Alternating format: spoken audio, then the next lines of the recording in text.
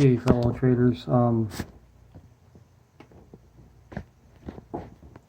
enough going on in the BTC world that we put out a report 2 days in a row. I'll get as much in here as I can for you. Here, some super good info on here. It's still fairly neutral with some high and low accumulation profit potentials. It's definitely validating the privacy coins, and they've got an Ethereum report on here. Wish they'd do more of that.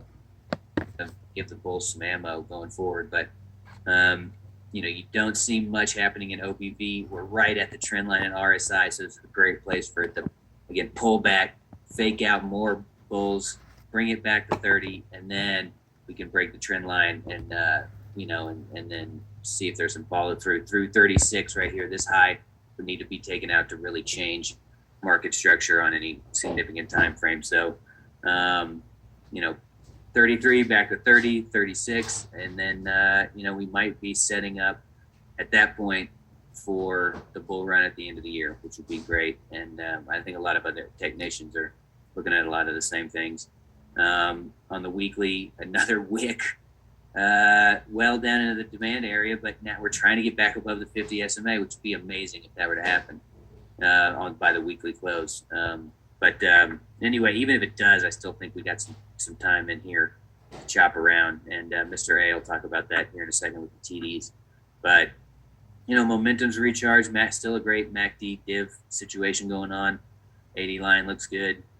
Volume's falling as price consolidates. So I mean, it's just the bears want the downside to seem more, I think, probable than it actually is in this scenario, because the chart this weekly still looks pretty bad. And then if you do break 28, then there's going to be probably a cascade of liquidations. But at this point, it's been weeks that they've been trying to do that, and the bulls continue to defend. So it's I don't know. It's in the next couple weeks. Couple weeks are critical. I think there's going to be kind of a decision made, and we're either going to capitulate down to into the 20s and just really wash everybody out before we can reverse, or we just bleed everybody out, bulls and bears in this region, and then we start climbing the wall of worry going into the end of the year. So those are my just thoughts on Bitcoin. I haven't had a ton of time to watch price action. I've been traveling recently, but Mr. A, is I know you'll talk about Bitcoin on your charts too, but generally, what do you does that match what you're thinking? Yeah, it pretty much fits my picture to the letter. Like, we're on the same note again as usual. Yeah, right. Absolutely. Yeah, and your charts will confirm that too, right? Yeah, they're showing very much the same thing. And when I showed the move, I mean, yesterday's video was like very detailed. So yeah, this is a quick follow through to what I was talking about yesterday. And cool. If you haven't seen yesterday's video, I recommend everyone go watch it.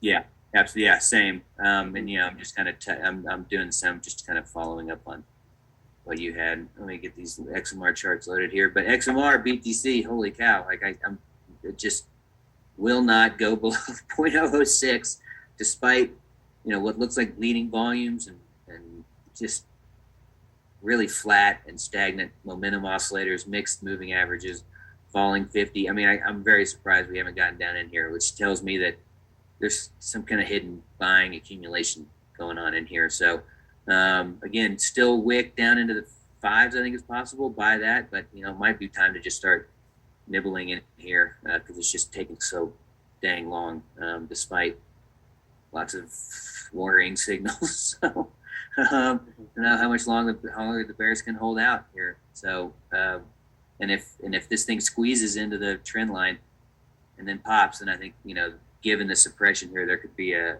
expansion of volatility to the upside, which the bulls would like. But still holding out hope that we can get this shot down on here, down to the 200 SMA. And then the USD pair, it's almost identical to Bitcoin, right? Descending triangle. We haven't popped all the way back up to the top of the formation, but this candle formation is bullish. This is another engulfing, and momentum oscillators look pretty good here.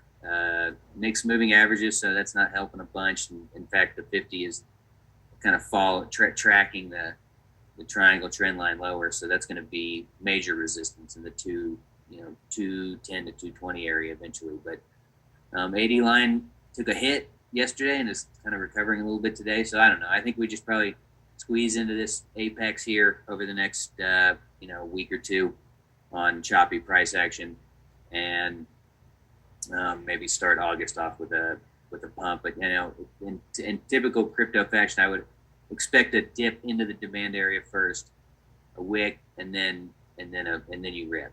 So I still think we got a good shot at sub 180 limits if we got them on the exchange before we rip up to, like I said, maybe that 220 and then above that 300, which would be huge. And that would probably be closer towards the fall. But XMR has been holding up fairly well.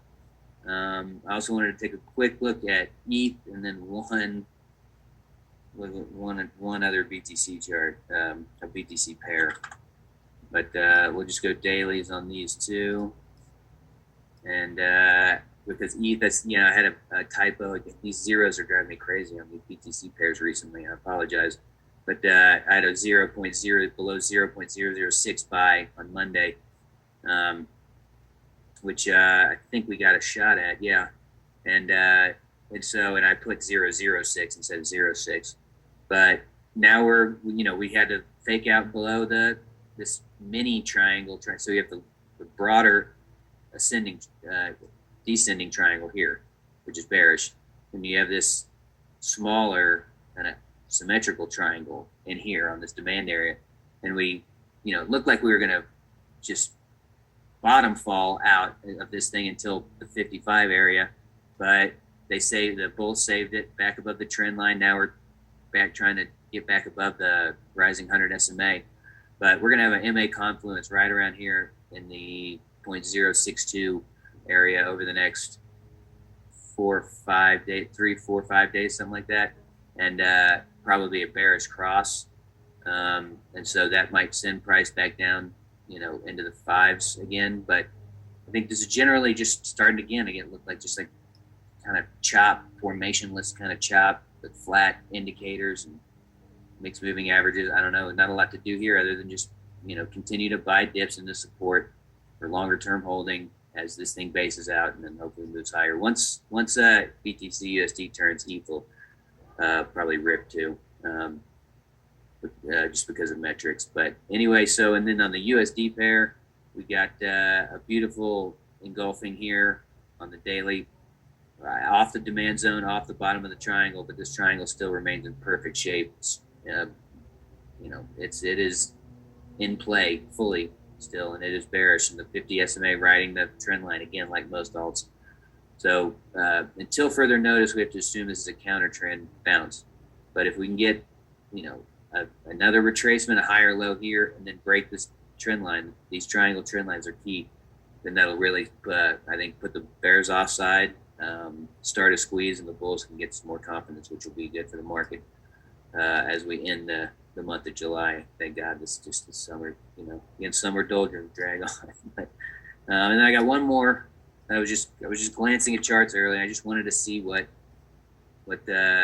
some of the forks were doing. And BCH, I mean, this is just a technician's dream. Don't really have much to say about the project, but I mean, you have this perfect falling wedge into the 78.6 OTE retracement at the bottom of this demand area right here of this consolidation. 80 line stabilizing. Willie's fully recharged. RSI is almost there. Huge MACD bull div. And so, you almost have a 50, kind of a bullish 50, 100 SMA cross that could happen incredibly. So anyway, I think if this could hold through the end of the week, we can get a nice weekly close. Bitcoin Cash might be a buy, at least for a breakout from this wedge for a good, probably almost, let's see, what's this? We're down in the 13 area,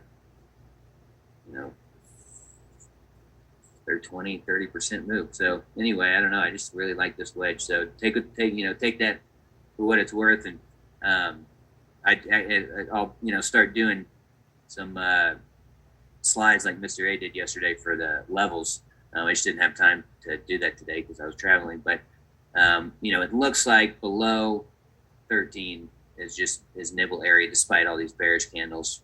As we reach the apex of this wedge, it's almost like this wedge looks like that the wedge that I had on either R or Darrow, and it broke out to the upside, even though it didn't, start a new bull market. It was a nice move. So with all that, I'll hand it off to Mr. A, and he can follow up on some of yesterday's stuff and see where his indicators are showing stuff after this rally.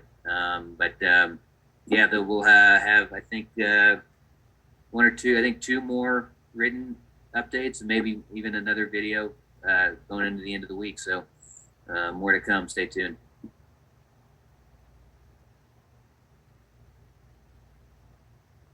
And I'll stop sharing and hand it off.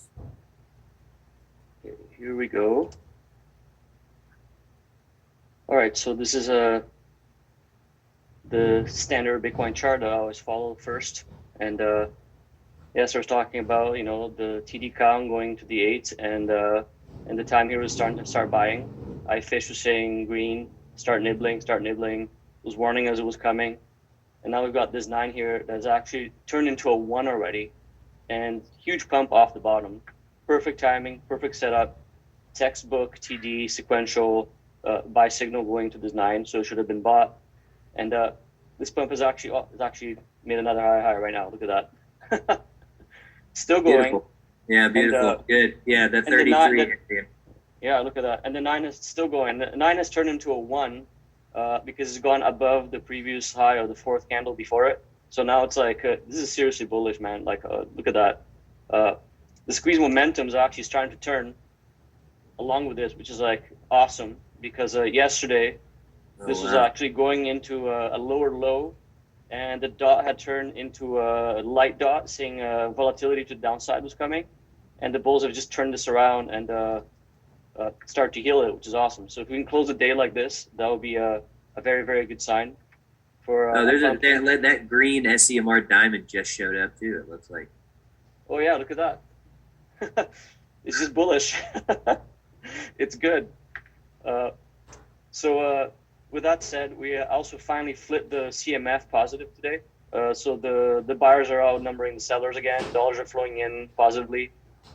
But like you said, there's a lot of resistance above. If you look at this, this one just showed up yesterday. So we have a first challenge of the 50 SMA at 34.6 K, and then we have to work through all of this to get to even the 200 above. So we're not going to go to the moon tomorrow. What I think is going to happen is, like we were saying, we're going to go into the resistance and then go down again and verify the support and verify that it's actually true support, and then continue sideways and climb our way up. True support was showing just below 30. They each have to be tackled one at a time. It's not going to happen overnight. And that's the situation right now. There'll be chances to buy dips once we hit those resistances, and they should be used. And we'll have levels for everyone when the situation shows what's happening once the resistance is hit. Yeah, I just thought about this. So you know how the trend recently has been kind of the weekend is flat to slightly up, and then it dumps into the Monday open. Like maybe this is finally the weekend where that trend reverses, where we dump all weekend back to 30, and then Monday comes and then that confirms the bottom. It just rips. That's kind of what I'll be looking. It could happen. It will certainly change the dynamics of things. I would personally prefer if we close the Sunday really strong, and this is the reason why. This is the EMA flow, and we broke below the middle trend line, which meant a visit to the bottom is probably in order, the lower levels here. And this new one, updated one, actually has the Bollinger Bands with different levels. So it's standard, and then an extension, and another extension. So I didn't want to see us close below this middle line. And if we close above it on Sunday, I'll feel a lot more comfortable. And then the pump into the 40s will be in order, into the purple here. So that's what I'm looking for. And So maybe the dump is into the end of the week, and then the weekend is maybe a little bit stronger. yeah, I would prefer that scenario. Then Yeah. then we can actually stay above this. Yeah. One thing to note is on the weekly, we are on a 5. And like I was saying on the video yesterday, it's not the best thing. Like, we could still have 4 more weeks of downside or sideways. But we take what we can get, like I said. And, if we're going to pump and start flip discount to green on the weekly, I'm fine with that. But something to keep in mind, there's still 4 more weeks of possible weakness or sideways here, which is fine. We need to build a bottom, and that's totally okay. Yeah. As far as Monero goes, I'm going to pop the Monero here. I talked about this yesterday, is that the 4-hour chart, which this was designed for, was in a no trend, flipped to a no trend about a month ago. And then we've been on this sideways chop thing on the 4-hour, and we just flipped to a bear trend on the 4 hours. So we need to assume that the Monero to Bitcoin pair is in a bearish stance right now, and trade it accordingly. Could still be sideways, and then we flip back to bull, but we have to treat it accordingly. Not much trade in here, but again, buying those lower levels is where it's at. And yesterday I posted an update with some buy levels for everyone, which was those arrows here, and All right, we've got to save. we'll update them again as we move along. But We're at the definitely, end we're of trying to buy dips into the lower my levels. memory and here. 55 would be the ideal down Phone here. memory. But if we don't get that, we keep chopping sideways. I'm gonna go on buy and tell those you shallower dips. 260 is a good Don't go in exit all at once. place There's plenty of time. to go trade it up.